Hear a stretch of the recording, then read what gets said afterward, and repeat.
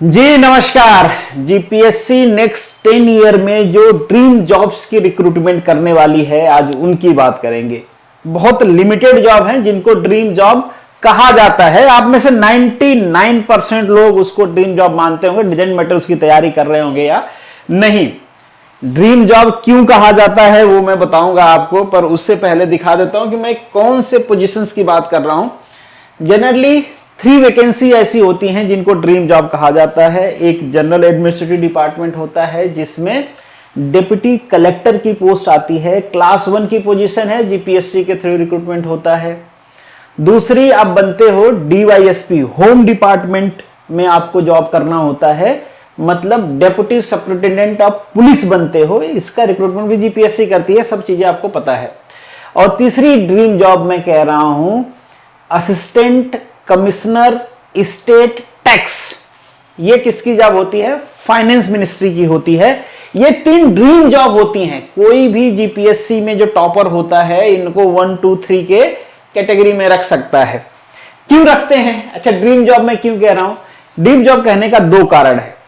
इन सारी पोजीशंस में इतना पावर मिलता है जिससे आप कारनामे भी कर सकते हो और कांड भी कर सकते हो। कारनामे मतलब इतना पावर है कि लोगों की जिंदगी सुधारने के लिए आप कुछ अच्छा काम कर सकते हो, जो आप इंटरव्यू में बताते हो कि आप इन सर्विसेज में इसीलिए आ रहे हो क्योंकि आपको लोगों के लिए काम करना है, देश के लिए काम करना है, आपके एबिलिटी को लोगों के लिए खर्च करना है।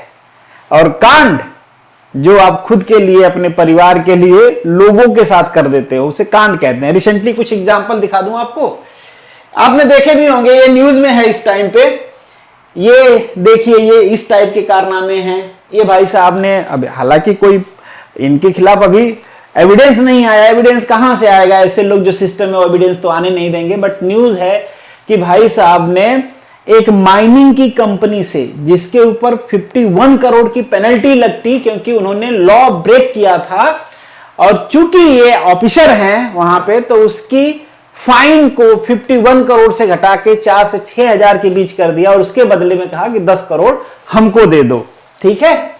और अच्छी बात यह है कि इन्होंने एथिक्स पे बुक भी लिख रखी है। ये आप दुर्गा शक्ति नागपाल बहुत सुना होगा आपने, इनका नाम एकदम नारी शक्ति के प्रतिनिधित्व करती हैं। डेपुटेशन पे दिल्ली आई थी एग्रीकल्चर डिपार्टमेंट में, वहां पे उनको मिला था एक बंगलो। फिर डेपुटेशन के बाद जब ये अपने कैडर में गई यूपी में, वहां पे डीएम बन गई, तो वहां पे इनको घर मिला। अब इन बहना ने अपना घर 3 से 4 साल या 2 से 3 साल खाली ही नहीं किया। कौन सा घर? दिल्ली वाला, जब ये डेपुटेशन पे गई थी सेंट्रल गवर्नमेंट में। और यूपी में आई जब अपने होम क्वार्टर में, तो वहां पे इनको एक डीएम के एवज में बंगलो मिला, उसका भी यूज कर रही थी। और एक बंगला जो इनको पहले मिला था एग्रीकल्चर डिपार्टमेंट की तरफ से, उसका भी यूज कर रही थी। खाली ही नहीं कर रही थी, जबरदस्ती यूज कर रही थी। जब डिपार्टमेंट वालों ने बोला तो बोली कि किराया ले लो 6,000 रुपये पर मंथ के हिसाब से। उन्होंने कहा बहना, ये तो सरकार आपको दे रही है, बाकी वैसे इसका किराया 1 लाख के आसपास होता है, और जितने साल आप रही हो उसका भाड़ा मात्र कितना होता है? 1.63 करोड़। इतना करोड़ रुपया मांग रहे हैं, पर बहना देंगी है नहीं क्योंकि आईएएस हैं, पता ही है आपको। तो इसी को कांड कहते हैं ना, कि अपने पर्सनल बेनिफिट्स के लिए जो लोगों के राइट्स हैं। एग्रीकल्चर डिपार्टमेंट वाले बोले भैया हमारे पास साइंटिस्ट हैं, वो बाहर घूम रहे हैं, उनको कहां रखें? वो भाड़े पे रह रहे हैं, और आपको बंगला मिला, आप सर्विस छोड़ के यहां से चली गई हैं तो भी खाली नहीं कर रही हैं, जबरदस्ती रह रही हैं।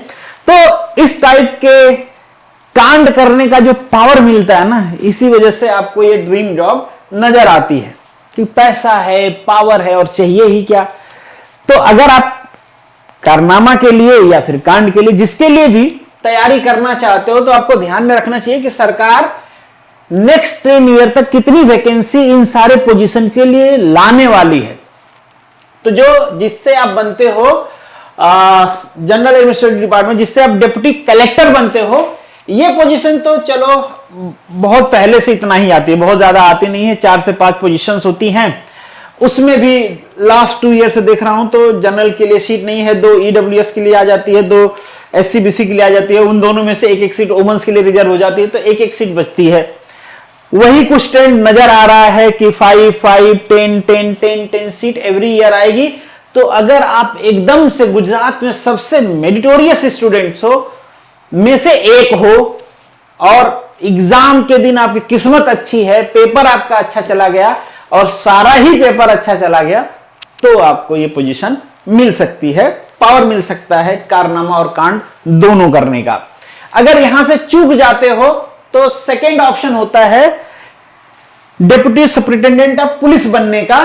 तो ये पोजीशन आप देख पाओगे, ये तो भाई गायब ही है, मतलब इसमें अब कोई फर्दर रिक्रूटमेंट आने वाला पता नहीं भाई, कोई रिटायर भी नहीं हो रहा है क्या, मतलब कोई है ही नहीं। देखो हाँ लिख भी रखा है, vacancy arises next 10 year due to the retirement, कुछ नहीं है, सब 0-0 है, मतलब कोई वैकेंसी ही नहीं आ रही है इसमें।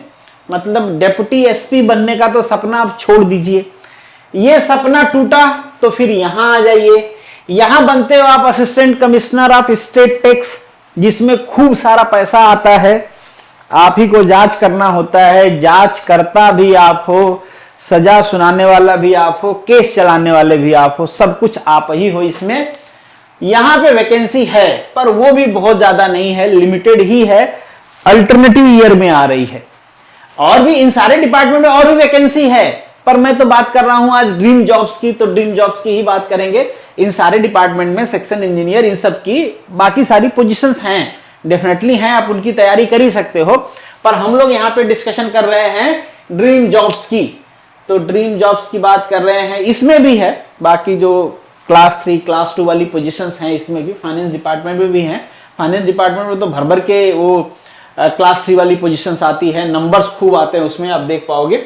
तो ये सब स्टेट टैक्स इंस्पेक्टर क्लास 3 वाली पोजीशन से आती रहेगी अल्टरनेटिव ईयर कर करके, तो तैयारी तो कर ही सकते हो, पर ड्रीम जॉब तो भाई वही है। तो आप इनमें से भी किसी भी जॉब की तैयारी करने की कोशिश कर रहे हैं तो भाई शुरू कर दीजिए, वो वाली नहीं मिलेगी, उससे नीचे वाली तो मिल ही जाएगी, अगर आपका डिटर्मिनेशन, आपका कमिटमेंट है कि चाहिए ही।